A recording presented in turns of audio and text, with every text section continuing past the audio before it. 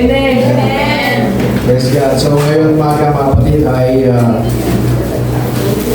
muli ay tatalakayin natin about the end time prophecy.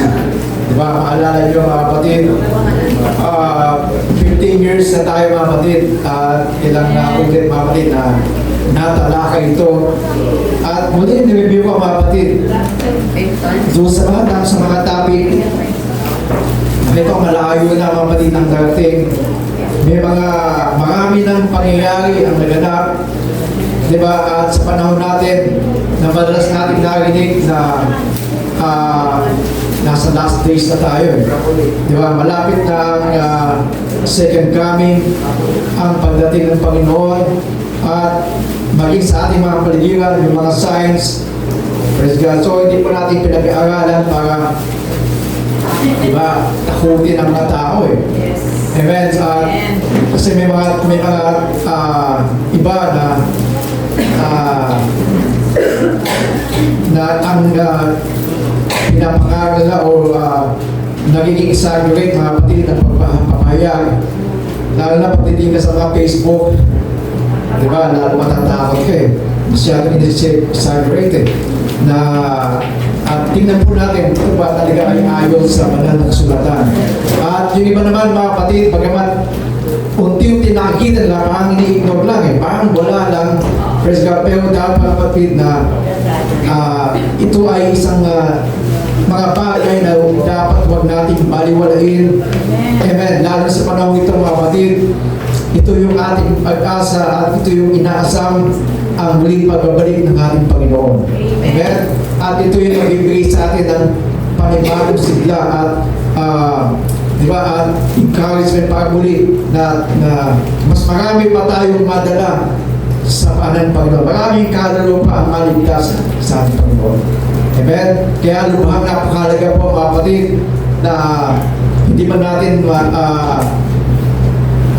malaman ng yung buong tayo, pero meron tayong kaalaman, di ba, sa mga bagay ito, lalo na sa mga nangyayari sa ating paligid. Pag-iugas, pinag-uusapan ng end times, di ba, second coming of Christ. So, dapat maging maliwanag sa ating mga kapatid,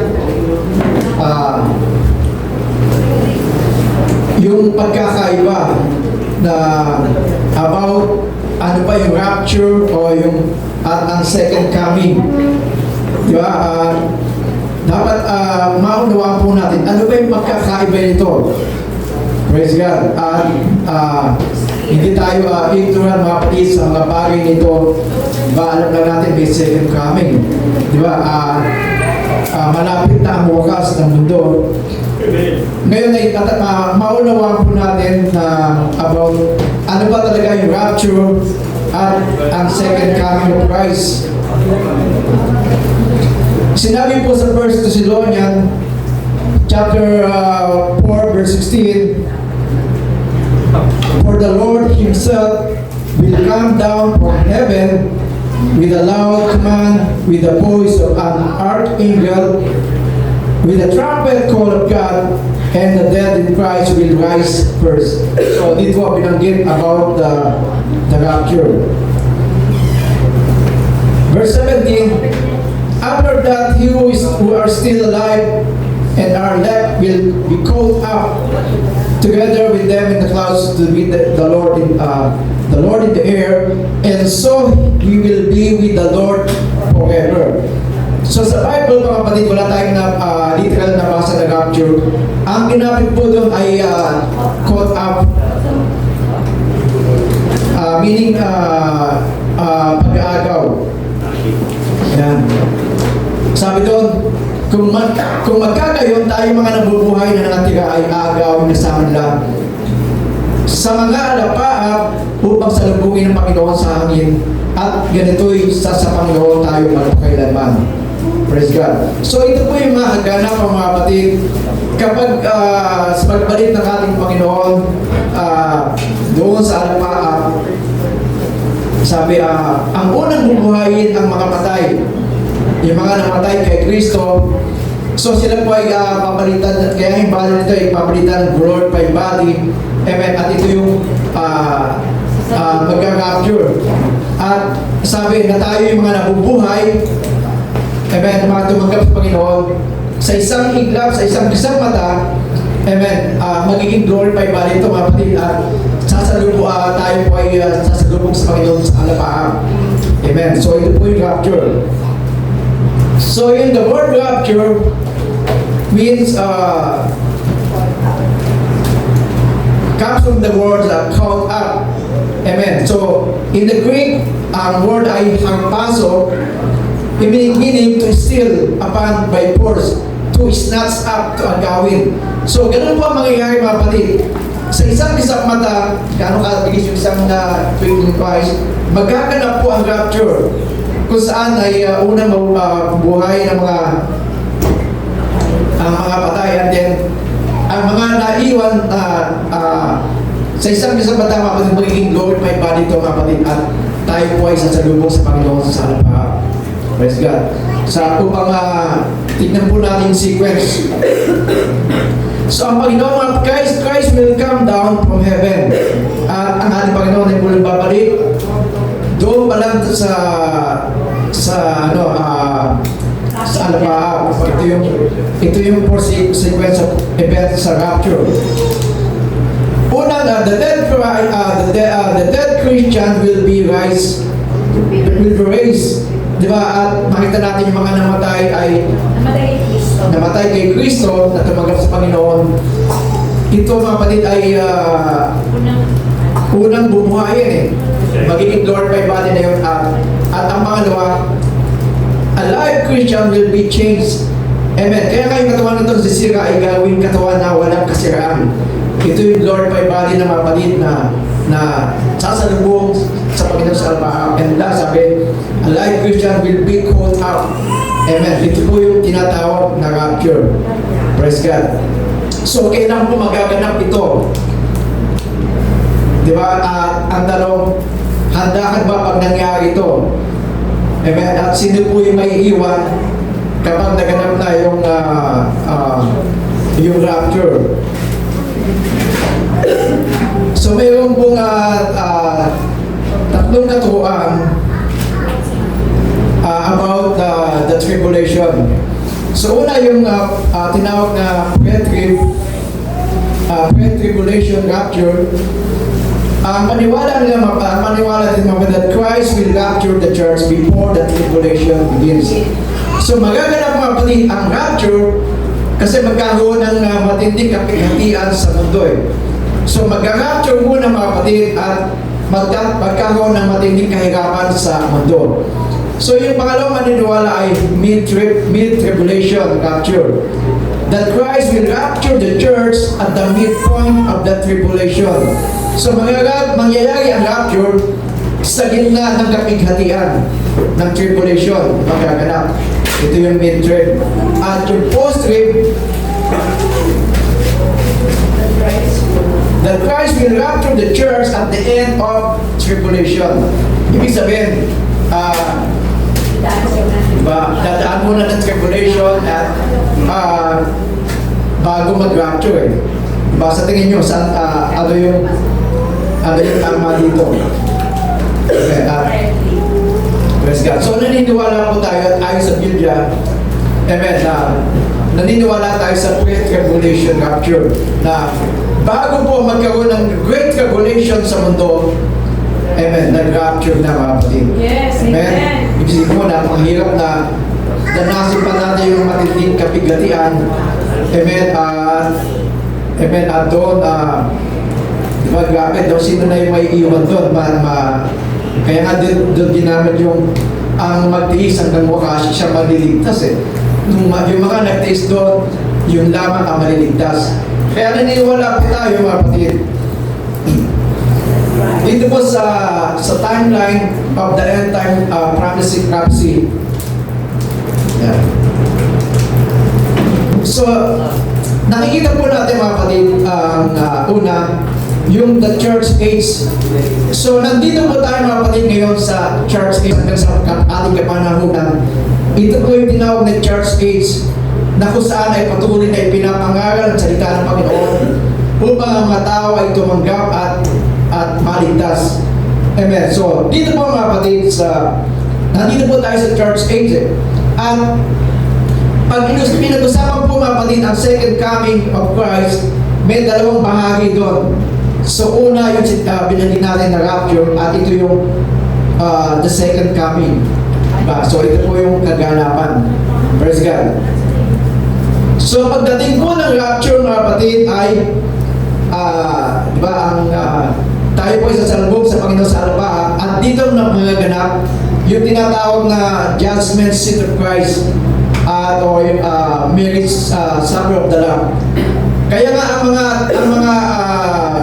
ang mga tumanggap sa Panginoon, hindi po judgment ang mangyayari doon. Kasi ang lahat ng mga tumanggap sa Panginoon, ito na yung rewarded. Parang lahat ng nando kapatid ay naligtas na eh. At kumbaga awarding ceremony na eh. Kaya nga pagdating sa langit mga kapatid ay iba-iba ng putong na corona ang tatanggapin po natin. Amen. So dito mga kapatid,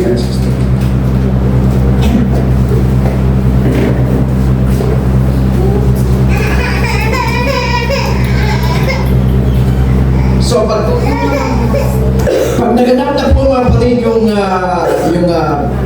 yung judgment seat of Christ,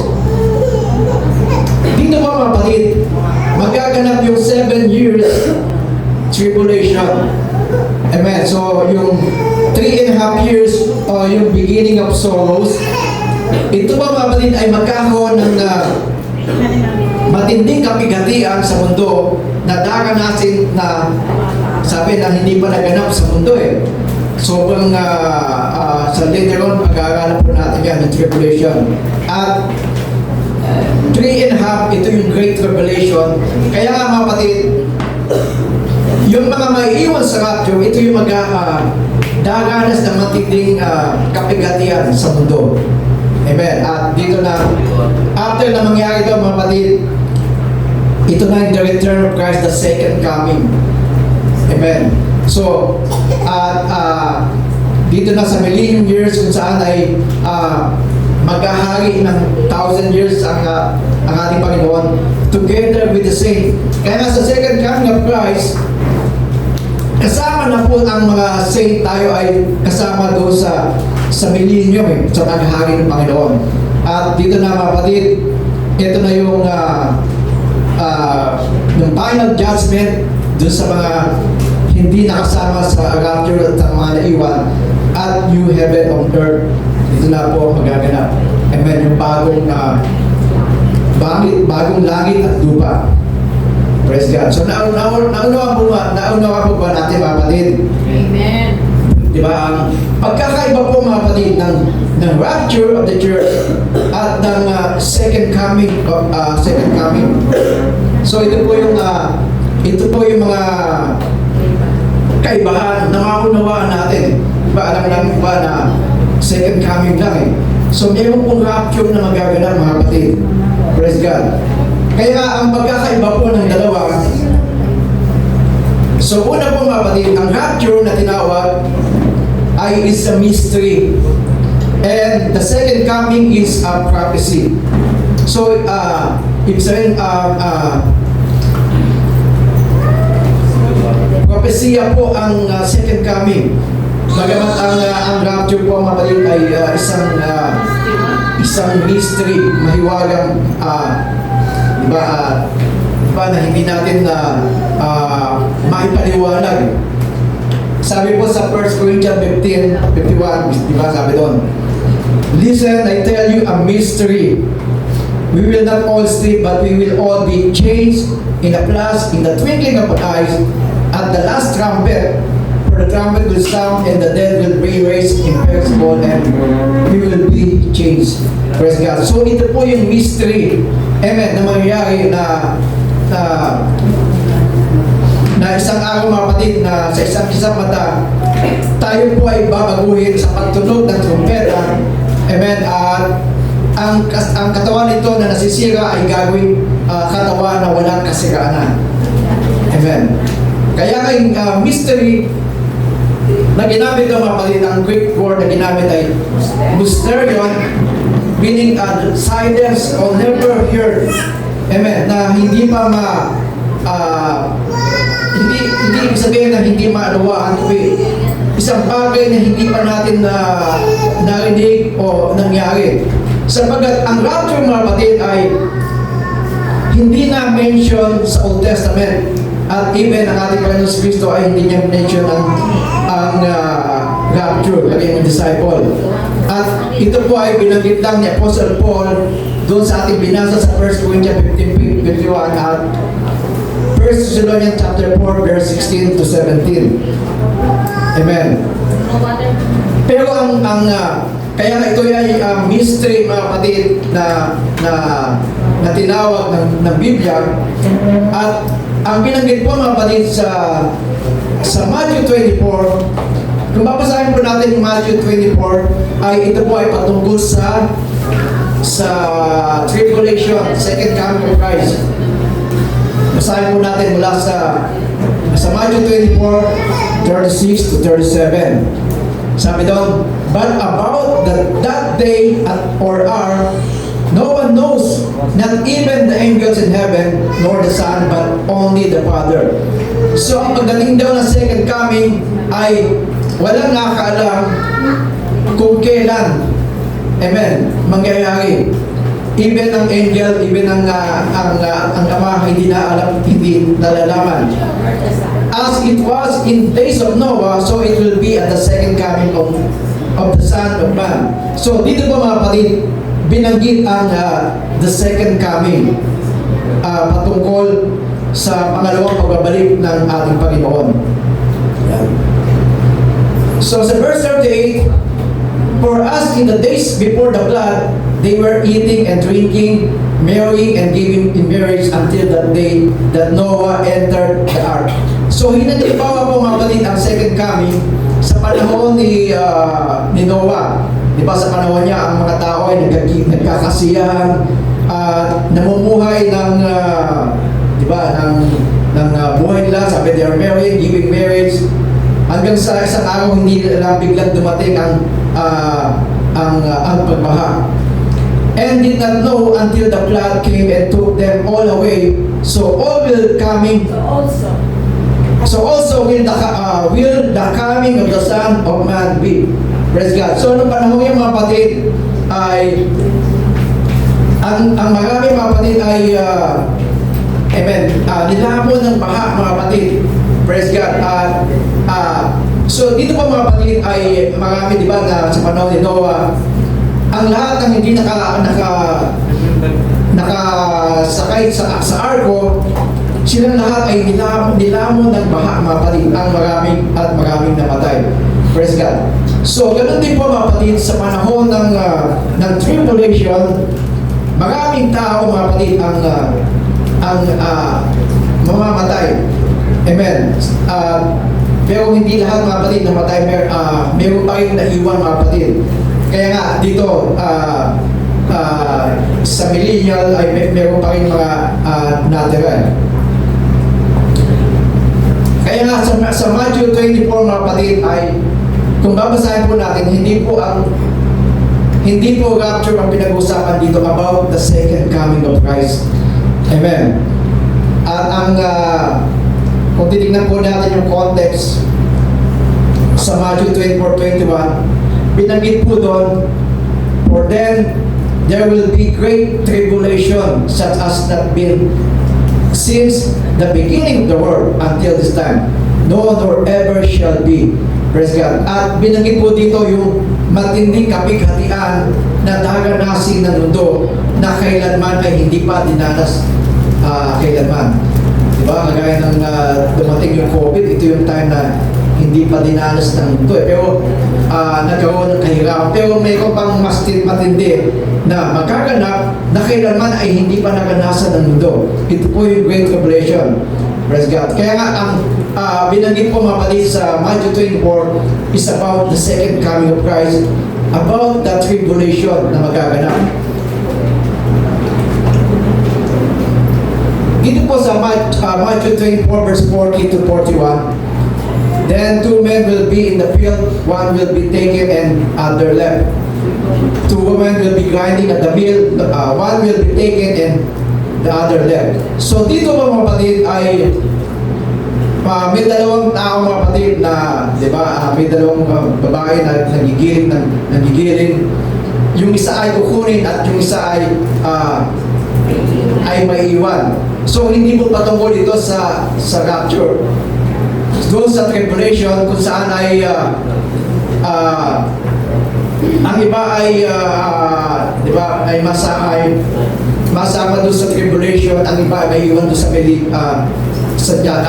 sila ay makakaranas doon sa judgment sa huling araw. So hindi mo patungkol mga kapatid dito sa rapture, kundi kasi ang context po ng chapter 24 ay about the tribulation.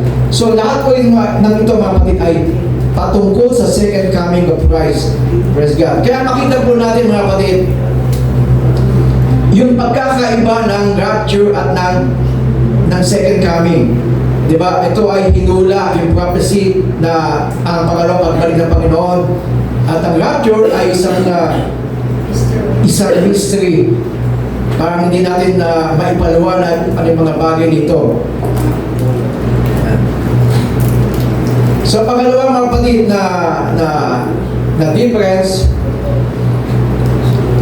the rapture requires no sign, but there is a biblical clue.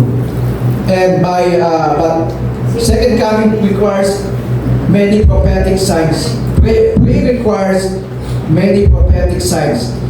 So makikita po natin mga kapatid, ang rapture ay walang ibinigay na sign. Ito ay maaaring maganap. Diba? Ano ba ngayon, maaaring habang sasalita ako, maaaring maganap ang rapture. Hindi natin lang bukas o sa sunod na araw, sunod na taon.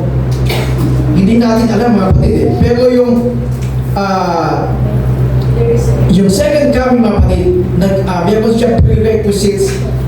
Kung gano'n kukuha ng mga subject, kailangan kunin mo ito bago kunin mo man isang subject bago makuha yung ibang subject. Ibig sabihin, bago maganap yung second coming, may mga prophetic, may mga prophecy na dapat muna mangyari. Amen. Kailangan ito ay maganap bago dumating yung second coming. Amen. Pero ang rapture mga kapatid, bagamat ay hindi require na may mga signs, pero binigyan po tayo ng clue. Mayroong biblical clue mga kapatid. Amen. At ano po yun?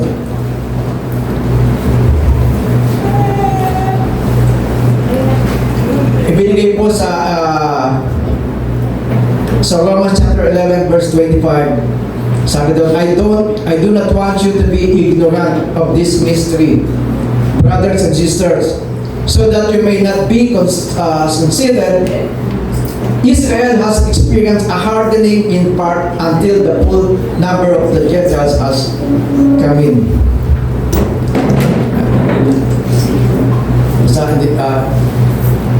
Sa 26, and in this way all Israel will be saved, as it is written, the deliverer will come from Zion, he will turn godlessness away from Jacob. Sa Tagalog po, mga kapatid, para maunawaan natin. Mga kapatid, isang hiwaga ang nais kung malaman niyo upang hindi maging mataas ang palagay niyo sa inyong sarili. Sabi doon, ang pagmamatigas ng Israel ay pansamantala. So alam na natin mga kapatid na ang bansang Israel, sila talaga yung bayan ng Diyos, sila yung hinilang. Pero ang puso nila ay pinatigas Pero ang sabi ng Banal na Kasulatan, ito po ay pansamantala lamang. Ang pamamatigas ng Israel ay pansamantala. Tatagal lamang yun hanggang sa mabuo na ang takdang bilang ng lahat ng mga Hitil na lalapit sa Diyos. Kapag nangyari yun, maligtas ang buong Israel tulad ng nasulat. Magmumula sa Zion at magligtas, papawin niya ang kasamaan sa lahi ni Jacob. Praise God. So balikan po natin mga kapatid. Mayroon pong biblical clue bago maganap yung rapture. So, pag niya matigasin ang puso ng mga taga-Israel, sabi, until the full number of Gentiles has come. So hanggang sa mapuno mga kapatid ay makumpleto na ang bilang ng mga maliligtas na hintil. So sino po yung mga hintil? Ito ay labas doon sa Israel. Ito yung mga tao mga kapatid na tatanggap sa ating Panginoon. Praise God. Kaya ito pa ang clue, kapag napuno na ang bilang ng mga maliligtas, ito na, darating na ang rapture. Sabi, and in this way all Israel will be saved. Amen. At kaya pagdating ng doon sa tribulation mga kapatid, dito yung time mga kapatid na amen, yung time mga kapatid na ang mga taga-Israel ay maliligtas.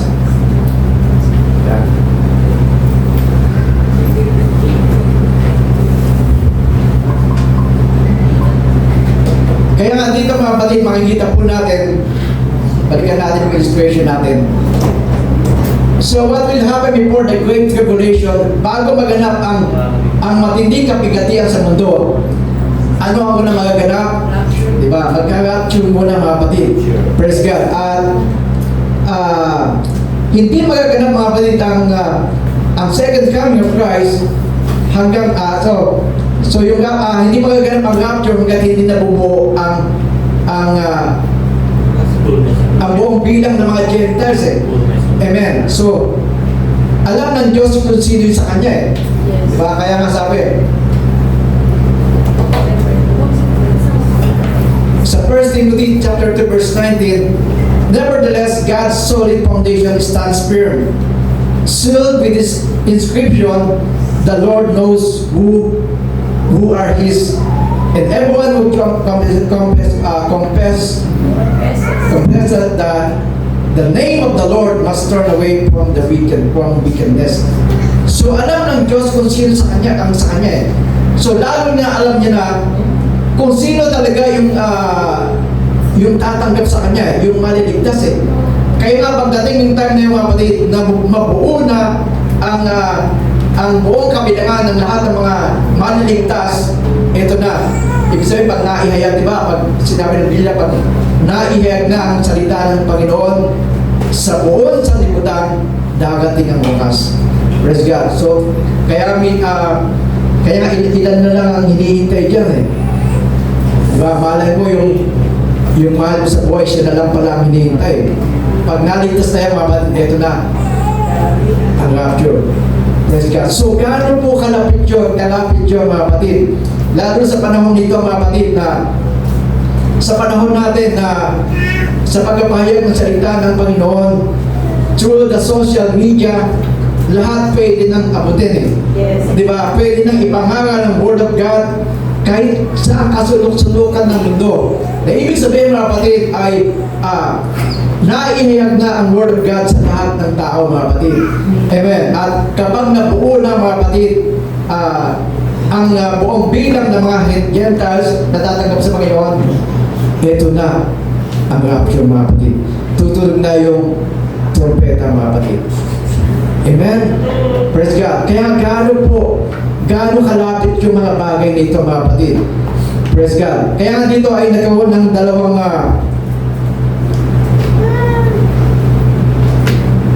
dalawang time clock eh. So naka-stop ang time clock ng Israel habang ipinapahayag ang Word of God eh.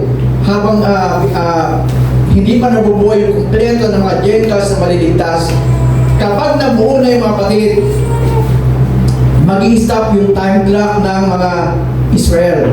Amen. Sabi doon ay ang pagmatigas na kailang mga puso ay pansamantala lamang. Amen. At pagdating ng time na yung mga kapatid, praise God, tatanggapin nila ang Panginoong Kristo. Amen. Next. So naruwa ba natin mga kapatid? Yes. Amen. At ito pa mga kapatid, ang mga bagay na mangyayari. Praise God. Doon sa time clock ng Israel mga kapatid, ay dito pa mga kapatid ay darating yung time na ang kanilang mga puso ay, di ba yung pagkakatigas ng puso nila ay, di ba, pansamantala lang eh. Amen. At pagdating ng time na yun mga kapatid, ang Israel ay palalambutin ang puso nila at sila po ay tatanggapin nila ang ating Panginoon sa Kristo. Praise God. At alam natin, sa unang time mga kapatid na dumating ang ating Panginoon sa Kristo, hindi nila hindi nila kinilala ang Messiah eh. Di ba, ang magsilang ng ating Panginoon sa Kristo at sila pa ang nagpapako, di ba, ang Messiah dumating sa pagligtas, hindi nila kinilala at tinalikuran nila eh. Pero pagdating ang second coming mga kapatid, amen, sila po ay tatanggap at papalambutin ng puso at sila po ay tatanggap na sa aking paggawa.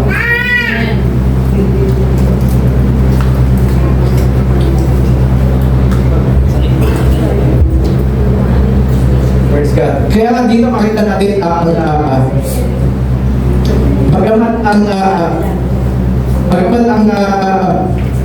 ang rapture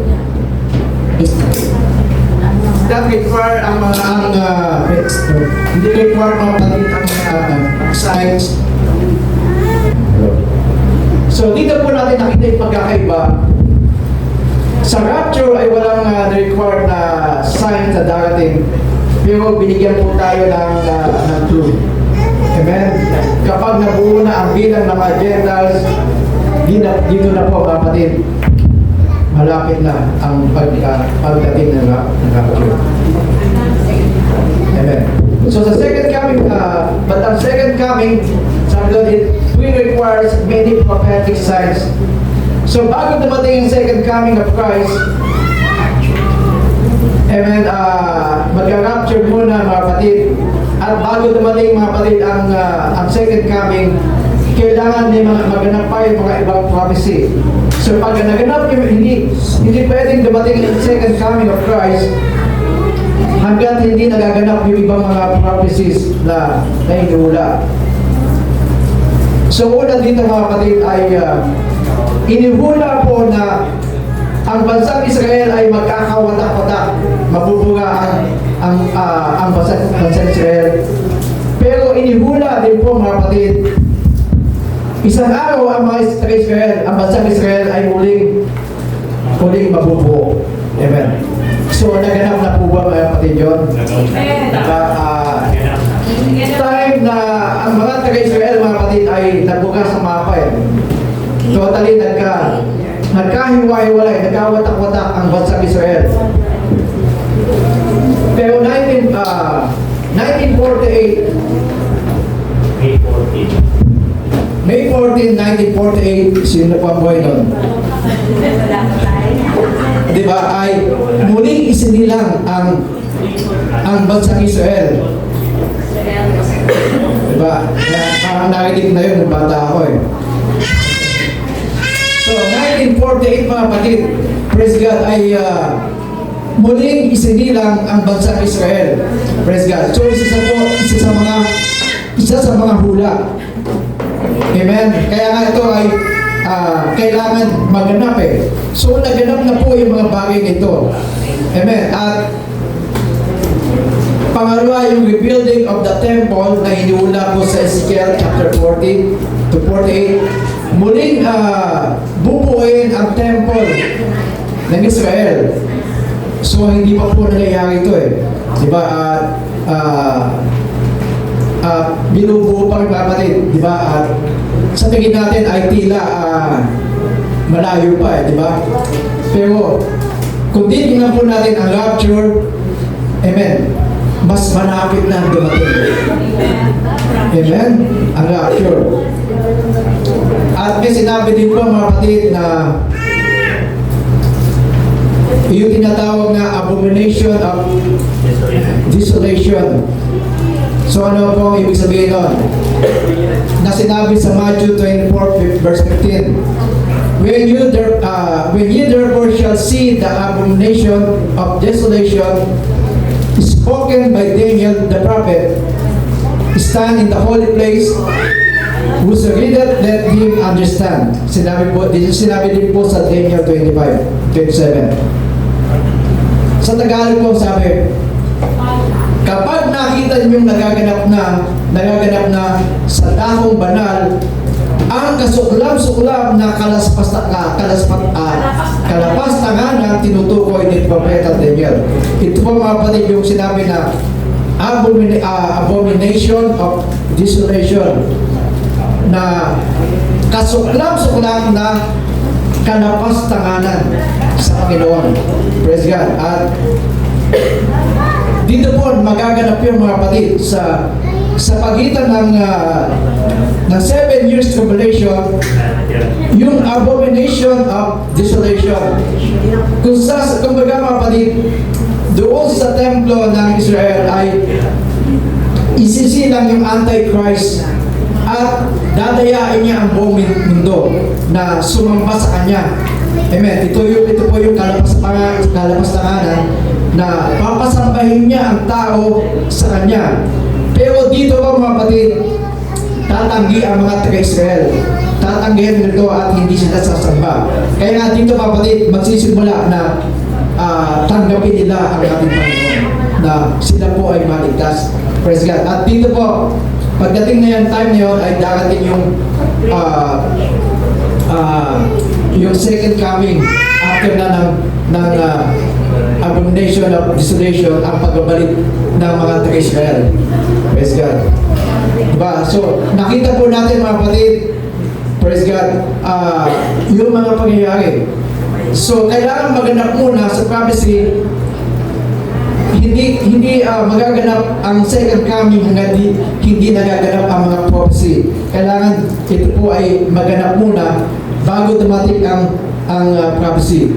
Pero ang second coming of Christ, ang rapture of the church, so tinawag kong rapture of the church kasi kabuuan, ito po ay patungkol sa kanyang churches, sa church ng ating Panginoon, na unang-unang aagawin, kukunin ang kanyang mga tumanggap sa kanya, and then kaya nga mauuna po ang rapture.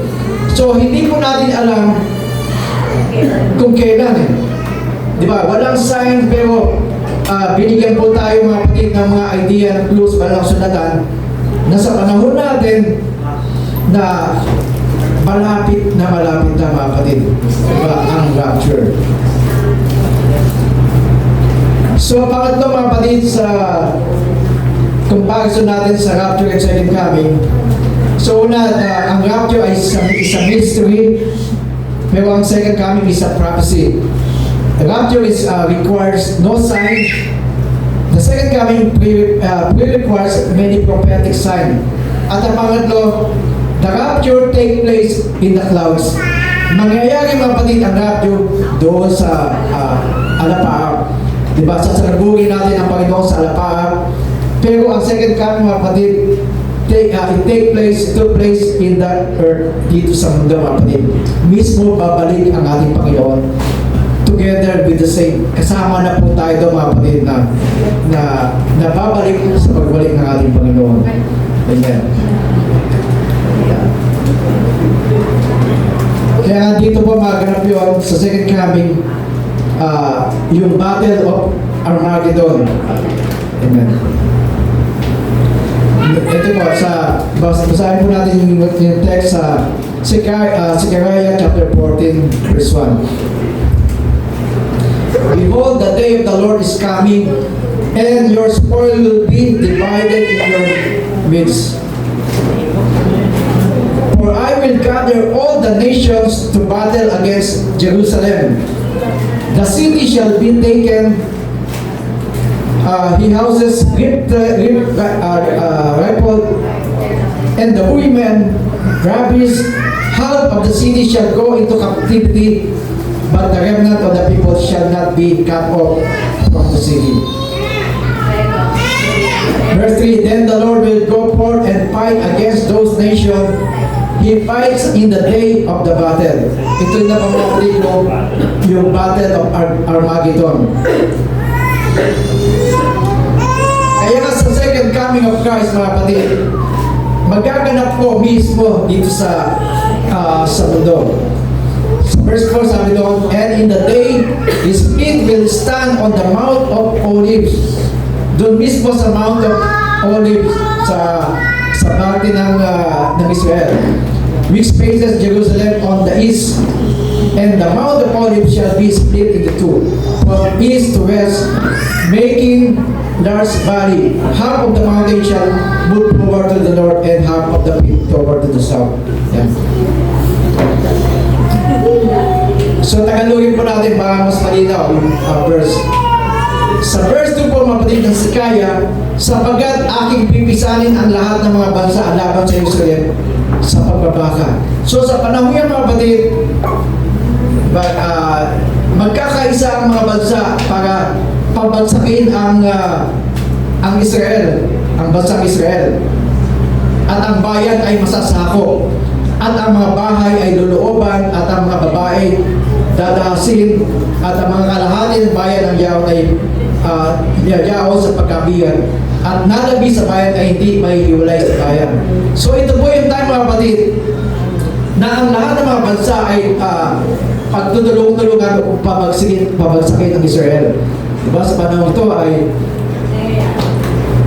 marami nang laban sa Israel pero hindi na kaya mapagsakin eh. Diba? Mas powerful ang Israel eh. Pero darating yung time na magpupuo ng mga pwersa upang pabagsakin nila ang Israel. Diba? Masasakop nila at dito, mga kapatid, yung tinatawag na Battle of Armageddon, the second coming of Christ, kasama doon, mga kapatid, ang pakikibaka ng ating Panginoon. Kung magkagayoy, lalabas ang Panginoon at makikipaglaban sa mga bansang yaon, gaya ng siya ay makikipaglaban sa araw ng pagbaka. Praise God. Kaya ito yung Battle of Armageddon, ipaglalaban ng ating Panginoon ang bansang Israel, kasama together with the saint. Amen. At ito yung ang bayan Israel ay maliligtas. Kaya nga sinabi, mga kapatid, sa rapture ay doon sa lapaap darating ang Panginoon. Pero dito mismo sa lupa ay pagdating ng second coming. Kaya nga sabi, ang kanyang mga paa ay magsisitayo sa araw na yun sa bundok ng Olivo na nasa tapat ng Jerusalem, sa dakong silanganan, at sa bundok ng Olivo ay mahati ang sa gitna niya. Praise God. So, makita po natin, mga kapatid, ito po yung second coming. Di ba na ito ay masasaksihan ng mga tao sa mundo. Pero ang rapture, mga kapatid, amen, ang mga saint lang, ang mga tumanggap sa Panginoon, sila lang po ang mga kasama doon. Praise God. At yung mga hindi makasama, mga kapatid, sila po yung may iwan dito sa lupa at magaganap yung great tribulation. Praise God. So,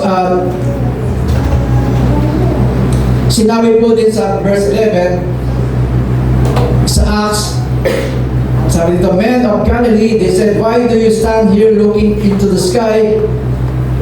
Sabi, this same Jesus who was being taken from you into heaven will come back in the same way you have seen Him go into the heaven. Kung paano nakita siya, mga kapatid, ay umakyat sa lupa, sa langit, ganoon din, mga kapatid, na siya ay bababa dito sa lupa. Praise God. At ito po, mga kapatid, ang magaganap na second coming of Christ. Praise God. Kaya nga dito, mga kapatid, yung nakita po natin yung pagkakaiba, amen, ng rapture at second coming. So aware po tayo, mga kapatid, na may pagkakaiba ang rapture at second coming. Ito po yung rapture, yung kung saan ay ang mga tumanggap sa Panginoon, ang mga namatay kay Kristo, sila ang unang, di ba, aagawit, sasalubong sa Panginoon sa lapaap.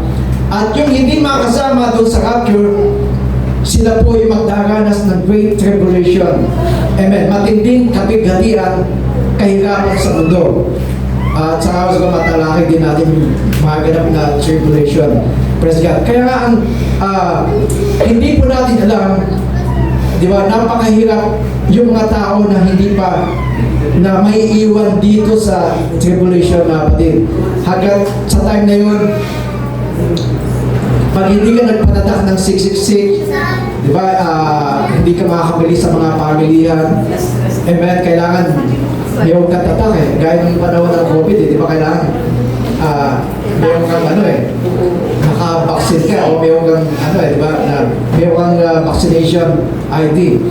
So, ganun po yung mangyayari. At imagine yung matinding kahirapan na daganasin na.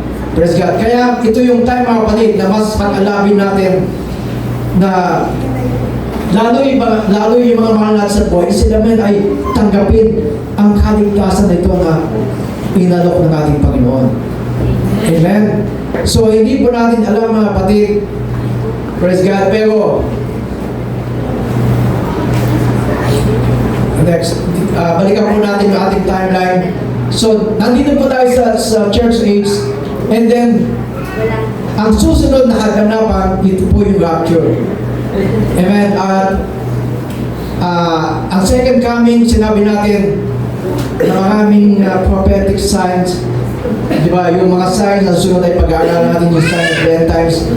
Praise God. Pero yung rapture mga kapatid, binigyan tayo ng clue. Kapag nabuo na ang bilang ng mga Gentiles, kapag napangaral na ang salita ng Panginoon sa sanlibutan, ito na, darating ang rapture. Amen? Kaya nga ang tanong ready ka ba pagdating ng rapture? Di ba, pagdating ng yan? So napakaganda mga kapatid na pagdating ng panahon na yon, nasuruan tayo ng Diyos na mainit na naglilibot sa Kanya. Amen? At naniniwala po tayo mga kapatid, ang tunay na tumanggap sa Panginoon, ibinigay ang buhay nila, sila po yung tunay na naligtas. Praise God. Kaya hindi po tayo naghahanda pagdating ng rapture. Tayo po ay handa na. Amen. Pagdating ng rapture. Praise God. So, ito yung ating inaasang. Praise God. Kaya nga ang ating focus ngayon, di ba? Redeeming the time. Samantalahin po natin ang pagkakataon na maibigay pa ang ating panahon paglilingkod sa ating Diyos. Time na maipangaral po natin, maipangaral pa natin ang salita ng Diyos sa mga iba mga kapatid. Praise God. Dati yung time, di ba, na hindi mo na magagawa. Praise God. Hindi po natin alam kung kailan maganap, di ba, yung ating pinag-aaral na ito mga kapatid. Pero aware tayo sa araw, darating mga kapatid. Amen. Yung isang bagay nito na ating pinakaasam. Praise God. Ang muling pagbabalik ng ating Panginoon. Praise God. Hallelujah. Panapakan po natin ang ating Panginoon.